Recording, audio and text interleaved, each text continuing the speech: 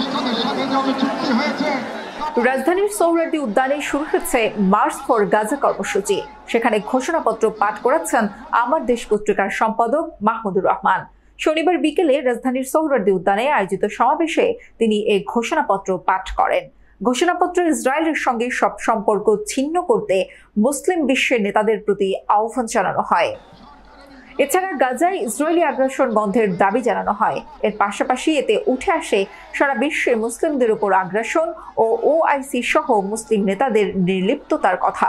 ঘোষণাপত্রে সম্প্রতি ভারতের কেন্দ্রীয় সরকারের ওয়াকফ সংশোধনী আইনের বিরোধিতা করা হয়। এর পাশাপাশি বাংলাদেশের পাসপোর্ট থেকে অ্যাকসেপ্ট ইসরায়েল শব্দটি ফিরিয়ে আনার দাবি জানানো হয়। ইসরায়েল ও এর সমর্থকদের পণ্য বয়কটেরও আহ্বান জানানো হয়। ঘোষণাপত্রে বলা হয়, আজ আমরা বাংলাদেশের জনতা যারা জুলুমের ইতিহাস জানি, প্রতিবাদের চেতনা ধারণ করি, সমাবেত হয়েছি গাজার শহীদদের পাশে দাঁড়াতে। আজকের এই সমাবেশ শুধু প্রতিবাদ নয়, এটি ইতিহাসের সামনে দেওয়া আমাদের জবাব, একটি অঙ্গীকার, একটি শপথ। এই পদযাত্রা ও গণজমায়েত থেকে আজ আমরা 4টি স্তরে আমাদের দাবিগুলো উপস্থাপন করব। মুসলিম প্রজন্ম নিজেদের ইতিহাস, ঐতিহ্য ও আত্মপরিচয় নিয়ে গড়ে ওঠে। কারণ রাষ্ট্র কেবল সীমানা নয়, রাষ্ট্র এক আমানত। আর এই আমানত রক্ষা করতে না পারলে ইতিহাস আমাদের ক্ষমা করবে না। আমাদের সর্বশেষ দাবিগুলো নিজেদের প্রতি, যা মূলত একটি অঙ্গীকার দাবা।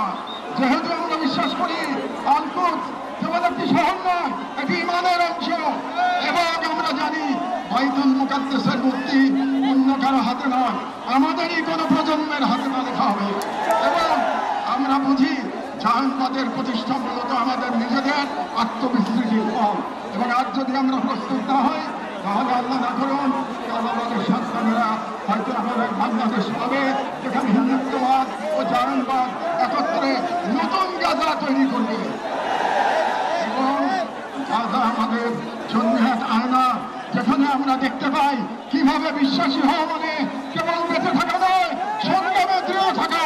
সেহেতু আমরা এই মাটির মানুষ, এই মুসলিম ভূখণ্ডের নাগরিক, এই কওমের সন্তান এবং সর্বোপরি মুসলিম উম্মার সদস্য একটি অঙ্গীকার করছি। এক, আমরা সকলে স্বতঃস্ফূর্তভাবে বয়কট করব প্রত্যেক সেই পণ্য, কোম্পানি ও শক্তিকে যারা ইসরায়েলের